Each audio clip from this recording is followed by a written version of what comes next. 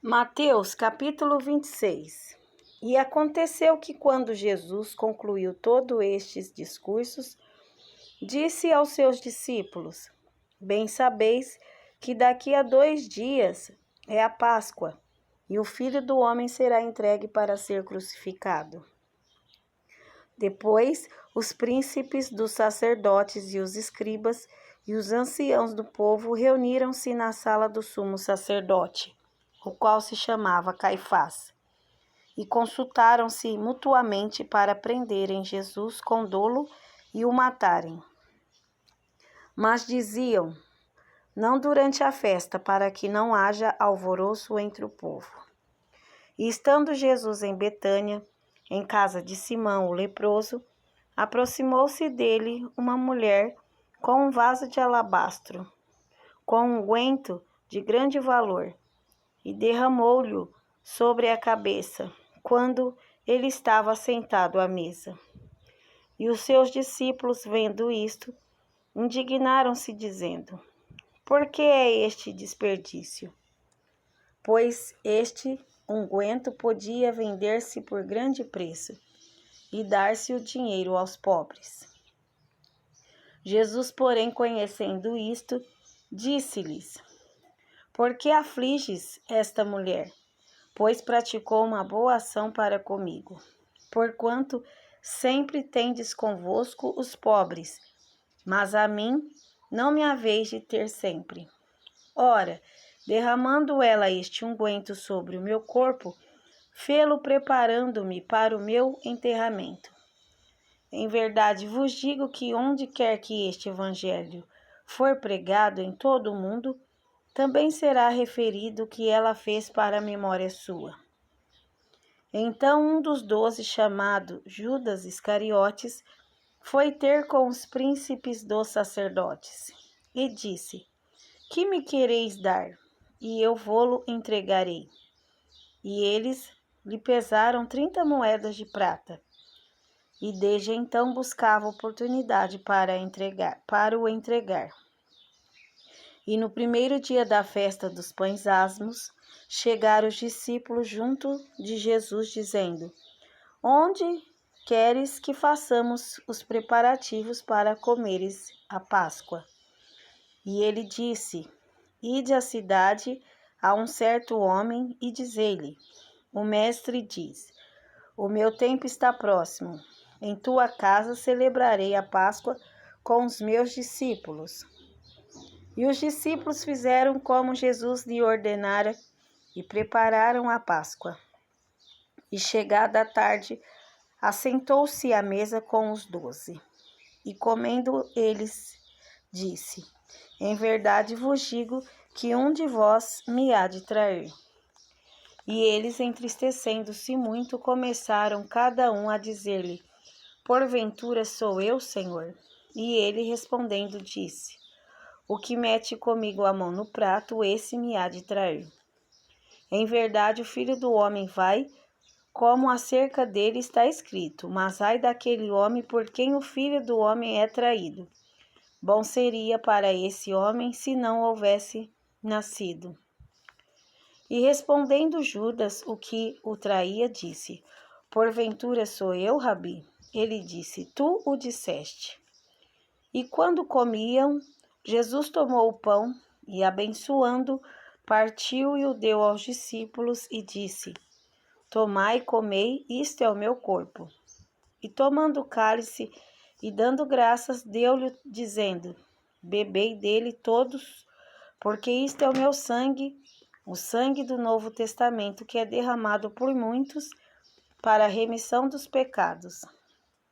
E digo-vos que, desde agora, não beberei deste fruto da vide até aquele dia em que o beba de novo convosco no reino de meu Pai. E tendo cantado o hino, saíram para o Monte das Oliveiras. Então Jesus lhes disse: todos vós esta noite vos escandalizareis em mim, porque está escrito: ferirei o pastor e as ovelhas do rebanho se dispersarão. Mas depois de eu ressuscitar, irei adiante de vós para a Galileia. Mas Pedro, respondendo, disse-lhe: Ainda que todos se escandalizem em ti, eu nunca me escandalizarei. Disse-lhe Jesus: Em verdade te digo que nesta mesma noite, antes que o galo cante 3 vezes, me negarás. Disse-lhe Pedro: Ainda que me seja mister morrer contigo, não te negarei. E todos os discípulos disseram o mesmo. Então chegou Jesus com eles a um lugar chamado Getsêmani e disse a seus discípulos: Assentai-vos aqui enquanto vou além orar. E levando consigo Pedro e os 2 filhos de Zebedeu, começou a entristecer-se e a angustiar-se muito. Então lhes disse: A minha alma está cheia de tristeza até a morte. Ficai aqui e velai comigo. E indo um pouco mais para diante, prostrou-se sobre o seu rosto, orando e dizendo: Meu Pai, se é possível, passa de mim este cálice. Todavia não seja como eu quero, mas como tu queres. E voltando para os seus discípulos, achou-os adormecidos e disse a Pedro: Então nem uma hora pudeste velar comigo? Vigiai e orai para que não entreis em tentação. Na verdade, o espírito está pronto, mas a carne é fraca. E indo 2ª vez orou, dizendo: Pai meu, se este cálice não pode passar de mim sem eu o beber, faça-se a tua vontade. E voltando achou-os outra vez adormecidos, porque os seus olhos estavam carregados. E deixando-os de novo, foi orar pela 3ª vez, dizendo as mesmas palavras. Então chegou junto dos seus discípulos e disse-lhes: Dorme agora e repousai. Eis que é chegada a hora, e o Filho do Homem será entregue nas mãos dos pecadores. Levantai-vos, partamos, eis que é chegado o que me trai. E estando ele ainda a falar, eis que chegou Judas, um dos 12, e com ele grande multidão, com espadas e varapaus, enviada pelos príncipes dos sacerdotes e pelos anciãos do povo. E o que o traía tinha-lhe dado um sinal, dizendo: O que eu beijar é esse, prendei-o. E logo, aproximando-se de Jesus, disse: Eu te saúdo, Rabi, e o beijou. Jesus, porém, lhe disse: Amigo, a que vieste? Então, aproximaram-se eles, lançaram mão de Jesus e o prenderam. E eis que um dos que estavam com Jesus, estendendo a mão, puxou da espada e, ferindo o servo do sumo sacerdote, cortou-lhe uma orelha. Então Jesus disse-lhe: Mete no seu lugar a tua espada, porque todos os que lançarem mão da espada, a espada morrerão. Ou pensas tu que eu não poderia agora orar a meu Pai, e que ele não me daria mais de 12 legiões de anjos? Como, pois, se cumpririam as Escrituras, que dizem que assim convém que aconteça?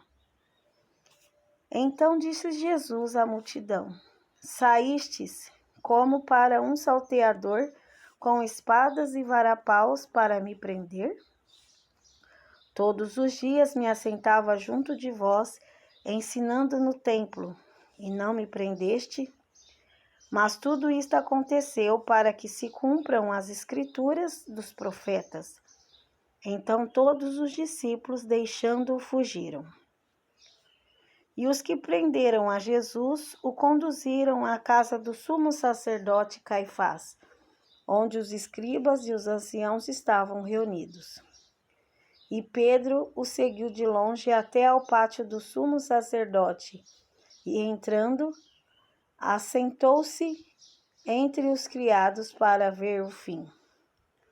Ora, os príncipes dos sacerdotes e os anciãos e todo o conselho buscavam falso testemunho contra Jesus, para poderem dar-lhe a morte.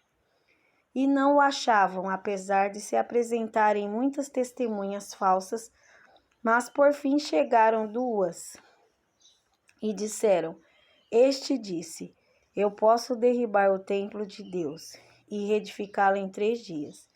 E levantando-se o sumo sacerdote, disse-lhe: Não respondes coisa alguma ao que estes depõem contra ti? Jesus, porém, guardava silêncio. E insistindo o sumo sacerdote, disse-lhe: Conjuro-te pelo Deus vivo que nos digas se tu és o Cristo, o Filho de Deus. Disse-lhe Jesus: Tu o disseste. Digo-vos, porém, que vereis em breve o Filho do Homem assentado à direita do poder e vindo sobre as nuvens do céu. Então o sumo sacerdote rasgou os seus vestidos, dizendo: Blasfemou. Para que precisamos ainda de testemunhas? Eis que bem ouviste agora a sua blasfêmia. Que vos parece? E eles respondendo disseram: É réu de morte. Então cuspiram-lhe no rosto e lhe davam punhadas, e outros os esbofeteavam, dizendo: Profetiza-nos, Cristo. Quem é o que te bateu?